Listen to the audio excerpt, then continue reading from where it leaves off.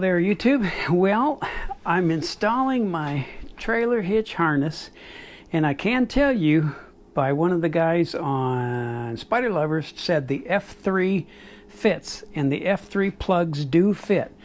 Let me tell you what you have to do to get all this off. You got to take all these screws out here, and these little plastic screws, these little things are terrible because you can turn these out. You can turn them out, but the whole thing spins inside there. So you got to try and get it so it doesn't spin. You got to grab that with something or a pick or whatever. And I had a hard time getting any of these. It'd be safe to buy a whole bunch of these because some of them are in a deep hole, like a deep hole right there. So you can't, well, let me show you.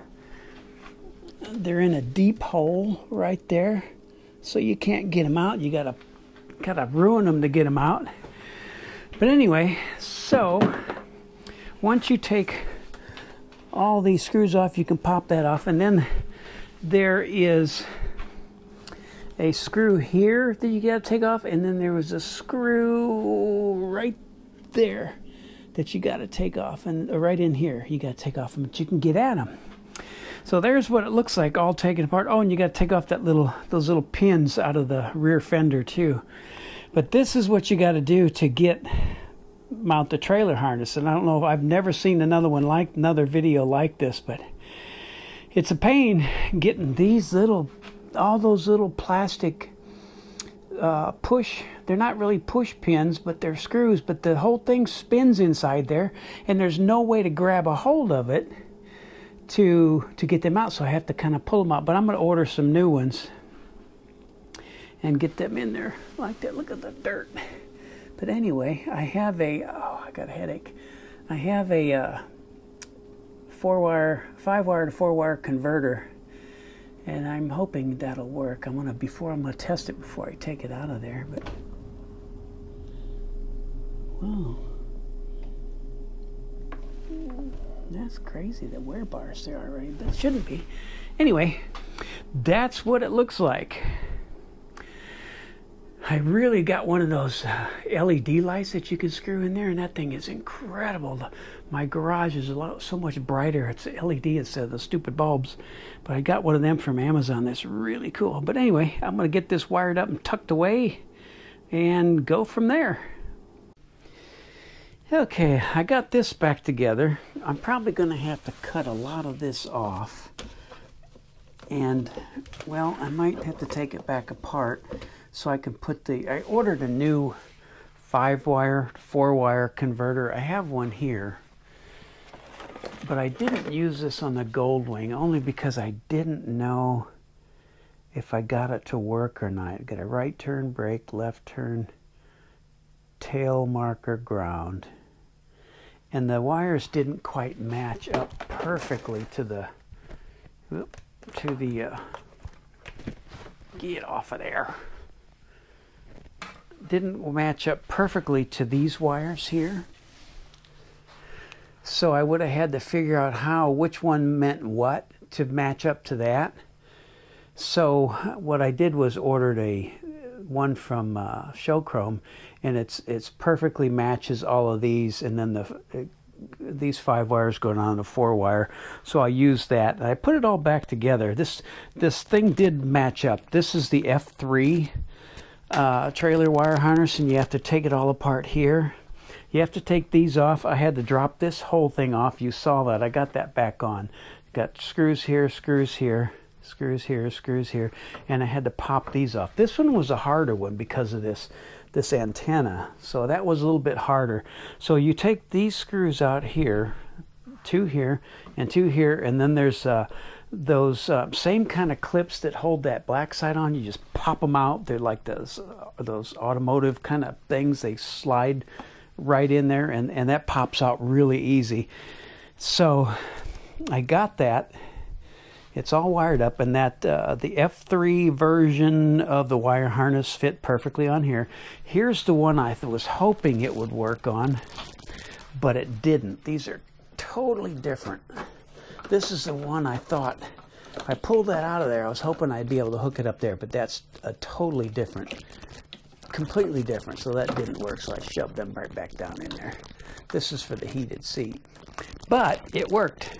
So you got to take off,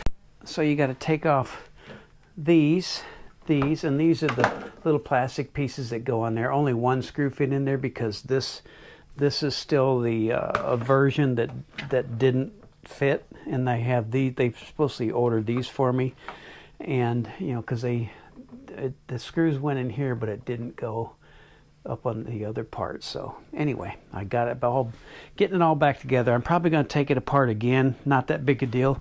Two screws, pop it out, and actually there's two of these goofy things that I don't like. What happens with these, you turn them and this whole thing turns, so these don't stay, so you got to pinch them. So I'm going to use these in place of all those screws. I had these anyway, so these will pop in there.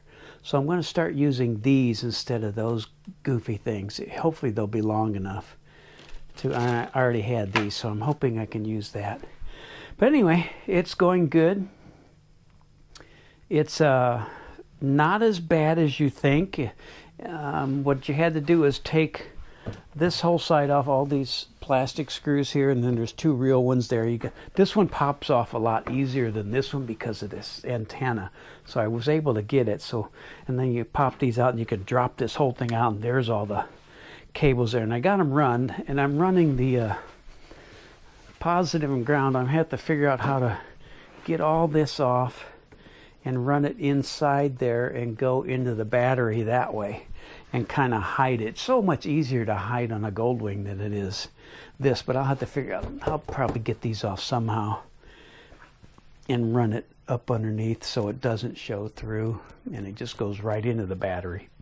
Anyway, I'll have it done as soon as I'm waiting for the 5-wire 4-wire converter, and I'll cut all that off and take this pot and I'll put the 5-wire 4-wire converter underneath here as well. I tie wrapped that other one instead of, super glue wouldn't even hold it on that plastic because it was dirty, I guess, and I tried to clean it, but I'll get it done. Anyway, I will have a working, there's my trailer over here. Not that I'm going to use it, but I wanted to have it all wired up so I can use it again. This is my trailer. It is the same setup as,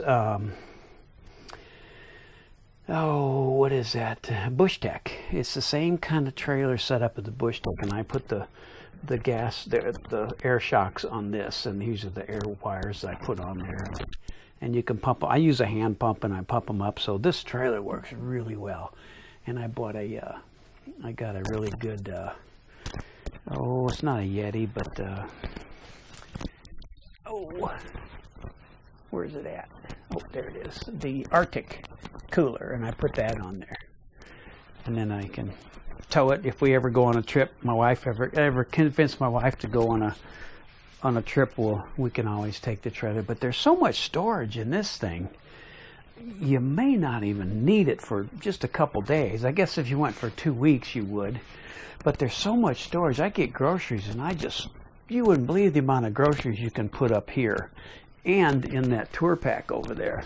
You can put so many things in there. I got like 5 or 6 big bags of groceries, and I didn't even, most of them went in there and then some in there. But I never even used these just because I didn't need to. But anyway, pretty cool. Getting there. It's all torn apart, and it's a learning experience because I don't even think techs know how to tear this thing apart like I did. It might take them a while because there's no documentation on it. You just got to do it. And that's the way you learn how to do it. Anyway, bye.